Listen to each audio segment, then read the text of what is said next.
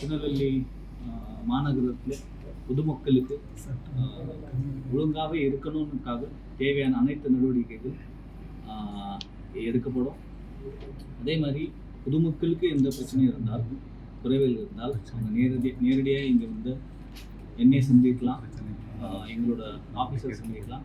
அவங்களோட சட்ட ரீதியான என்னென்ன கோரிக்கைகள் இருக்கும், எங்களுக்கு என்ன அதில் அதிகாரம் இருக்கும், அந்த அதிகாரத்தை பயன்படுத்தி அவங்களுக்கு தேவையான நிவாரணைகள், தேவையான சொல்யூஷன்ஸ் நாங்கள் கொடுப்போம்.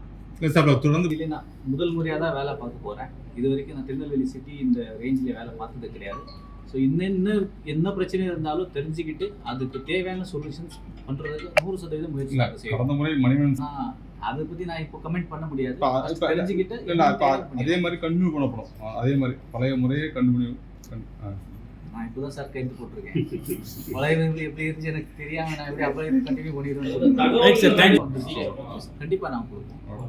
மீடியா எங்களுக்கு தேவை. நீங்கள் எங்களோட ஒரு ஆயுதம் மாதிரி நான் பார்க்குறேன். ஏன்னா பப்ளிக்கு போலீஸ்க்கு இடையில இருக்கிறது மீடியா தான்.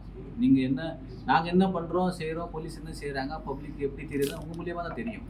நல்லது செஞ்சால் உங்கள் மூலியமாக தெரியும், கெட்டது செஞ்சால் உங்கள் மூலியம் தான் தெரியும். அதனால் எங்களோட குட் ஒர்க் கண்டிப்பாக நாங்கள் ப்ரொஜெக்ட் பண்ணிடுவோம். அது பப்ளிக்கிட்ட போய் சேரணும், நீங்கள் போய் சேர விடணும், கொண்டு போகணும். அது உங்களுக்கு கோரிக்கை.